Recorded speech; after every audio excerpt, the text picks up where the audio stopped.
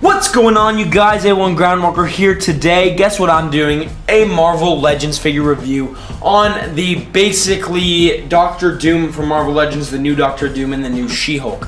Now the reason why I said basically is because I'm doing a joint review of both of these, and then I'm going to do a joint review, basically an overview of the classic four members of the Fantastic Four as well. But I really wanted to look at these two because it was requested specifically by Brian Carter, a good friend, and these two are kind of the standouts of the wave because we've already gotten every single one of the other characters fairly recently. And of course we got She-Hulk, and I believe it was the, it was one of the box sets. Maybe for SDCC, was it the A-Force box set? I don't know. Correct me in the comments, but we got not this figure even close to. I don't think any of the parts are even reusable, but we got this figure pretty recently in terms of She-Hulk, and we got a Doctor Doom a long time ago, and so I've heard a lot of great things, and I just can't wait to open these, so let's get to it. First of all, I am sick, so in case this video is a little whack, don't worry about it. This will be filmed on diorama made by my the diorama maker BBT. I don't even know. You'll see probably something pop up right now, or I'll link it or plug it in when I do the Instagram announcement. But anyway, I'm gonna start with Doctor Doom because he's obviously the standout of the wave so far, and I really want to see what he's all about. So let's start with Doctor Doom. So taking a look at the packaging first, again, it's this clear packaging we're used to seeing. It says Doctor Doom on the side, which is pretty cool. Marvel Legends series on top. Nothing really new there. And then on the side, we get a great picture of Doctor Doom. Definitely a hefty figure, so I'm really anxious to open it.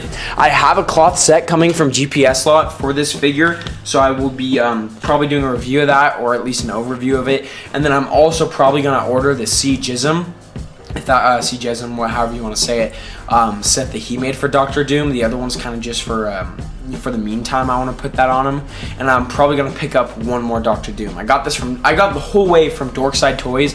Took a while to ship. I finally pressed them on it because I think they had just forgotten, which, you know, we all make human errors, so I'm not mad about it all. I just wish I had notified them sooner that I'd waited a month, even though it was in stock, and they finally, the minute I told them about it, they shipped it. So you know, there's no harm, no foul, because it's not like I was desperately needing this wave. But anyway, there we go. This figure's looking great, so I'm gonna crack him out of the packaging. We'll see what's what, and I cannot wait to review this guy. Alright guys, here is Victor Von Doom, Doctor Doom, out of the packaging, and wow, what an amazing action figure. One of my friend Alex just said, you guys probably know him from the podcast, but he said this is the best Marvel Legend in hand that he's felt in a long time. And apart from the 80th anniversary figures like Iron Man, Thor, the big three that came out, I think I would agree with him. I don't know, just posing this guy feels excellent. The cloth goods feel these plastic goods actually feel really good. I will end up, of course, swapping them, but they feel really good, which is what matters. Sorry about the focus, guys. Which is what matters, and I just think he looks phenomenal. I mean, what more could you want from a Doctor Doom action figure?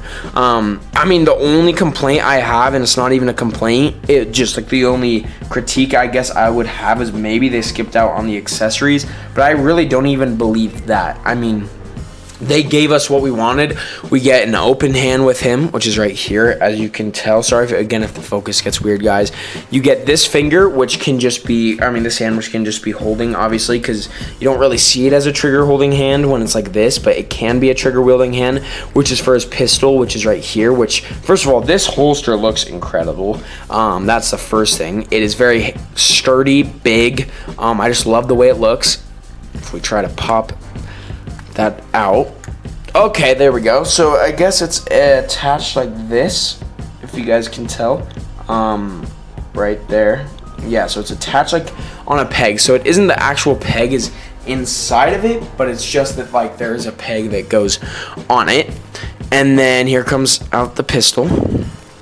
This is the first time I'm doing this. It's for you guys again, and I tend to do rough cuts. You know, I'm not trying to make it all fancy, just trying to be candid with you. Now, taking a look at this gun, right? Let's look at this gun. Let's take a look. There we are. Not like these stupid flimsy guns that have been coming like Black Widow or Nick Fury, like the really spacey, weird barrel flimsy guns. This is a nice, like, kind of seems, you know, like it almost seems like a German type, you know, foreign pistol in World War or something like that. Like, it's a very nice gun, not too spacey, but looks a little spacey. I really dig this. I think it looks really good. It's definitely a good look.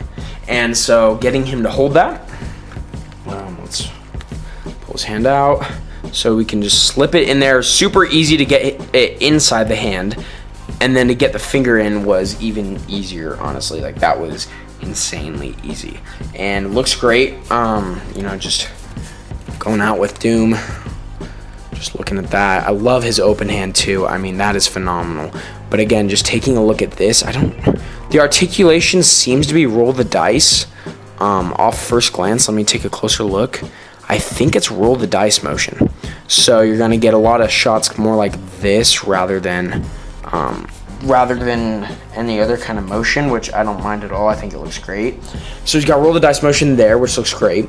Now let's take the pistol out of his hand. Again, this doesn't look like a trigger finger hand, so you can use it for a variety of other things, like holding, you know, blueprints, holding other stuff. I mean, the possibilities are endless. Obviously, when you think of the open hand, you think of just kind of like Doom's outstretched hand, holding like the cosmic cube, holding someone's throat. I mean, there's a ton of very malicious I'm trying to put this back in the holster. A ton of malicious ideas you can follow through with Doom because of the accessories that come with him. There we go. That looks better.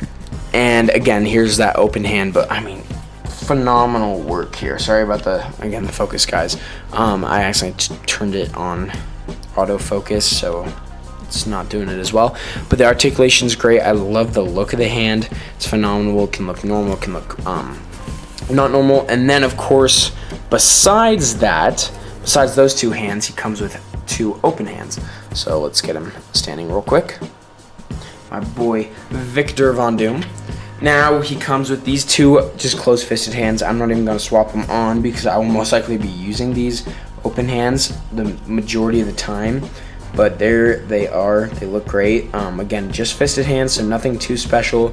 But you can get Doom, you know, fighting. You can get him just kind of relaxed fisted hands. Like, there's a ton of possibilities for these two. So that's awesome. And then his last accessory is another head. I've heard, which I don't know if this is true, but I've heard this is more of a classic head. And then taking a look real quick at the body without the cape on it, looks phenomenal. Easily could see Hasbro using this body for Doom bots. You know, there's a variety of options you could be using them with. Obviously, this torso is all this green piece. For you wondering, oh, does the plastic come off? No, but this plastic down here comes off and the belt comes off, or like it doesn't come off, but you can easily pop it off, and then that is when you would be swapping on whatever custom parts you want to put on. But this piece is strictly solid and adhere to this, and you could easily put something on it to accommodate for that. And there's two peg holes here, which would make me assume in the jetpack back here that you could easily do some effects, some propulsor effects that come with Legends, and I bet you could easily have this as one of your Doom bots or something like that.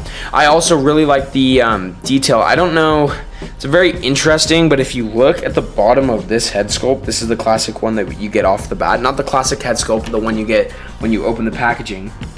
It looks phenomenal. Definitely the regular class, good look of Doom. And then you get this one, which is smaller, obviously, but this one, see, has the basically flesh underneath the helmet, where the other one didn't. And of course, this one's still supposed to be Doom. You know, this isn't anyone else. It's a very interesting, obviously there's different mask textures, but it's very different how this is a whole metal head where this has the flesh. But either way, substituting that on. Also, again, the cape comes off. It's just kind of like a normal Legends cape where it pegs into the back. Pretty flexible. I can't wait to just get a custom one, even though the stock one looks phenomenal. I mean, I do not have any complaints. Obviously, it'd be great if, you know, Hasbro got into the cloth game for their figures, but it's not like anything, you know, crazy, no crazy complaint, because I was not expecting it. And for a plastic cape, it looks phenomenal. It sits well when you want it to, and I mean, just look at that figure. Again, not the greatest pose right now because I'm just messing with him, but you get the idea. I mean, he is a fantastic looking figure. His articulation is great. If you're even the slightest Fantastic Four fan, slightest Marvel fan, I mean, Doom, you know, isn't just a Fantastic Four villain. He's been a villain with a ton of different heroes. So if you're just basically a Marvel fan in general, you know, not just movies, because obviously he's not in the movies right now, but if you're a Marvel fan in general, you will absolutely love this figure because, trust me, he's phenomenal. So, just look at him, guys. I mean, I know I'm geeking out over a figure, but rightfully so, because this is easily the best Doctor Doom out there. And just, I mean, he's one of the, if not greatest Marvel villains ever. You know, some people will say Thanos, some people will say, oh, Jesus. Sorry, guys. Ooh, King the Conqueror. I mean, there's a lot, Galactus, you know, there's a ton of villains to choose from, even people like Green Goblin. I don't know who would say Green Goblin, but I'm just saying, you know, arguments out there, but I definitely think this guy is worth picking up without a shadow of a doubt. Now, going over articulation real quick, he's got the head movement up and down. The hood hinders it a little bit. I don't know how you would take off the hood if you're going to do a custom head. I mean, not a custom head, a custom like set, like a robe set. I don't know how you do that, but I could definitely see it being done. The elbows move all the way out. I mean, the shoulders, which is great. Then he's got a torso swivel right here. All the straps, everything looks great. He's got double jointed elbows that will move incredibly. His hands move great. The torso moves phenomenally. He can move back and forward a ton. For having the torso, this plastic piece, his legs are not hindered too much, which is amazing. And I mean, just the sculpt on the bottom on the way down. Double jointed knees. I love how the metal looks, you know, the supposed metal looks. I mean, this guy is a standout figure for sure.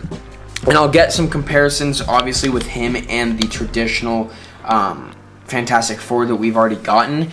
But first, let's go over She-Hulk.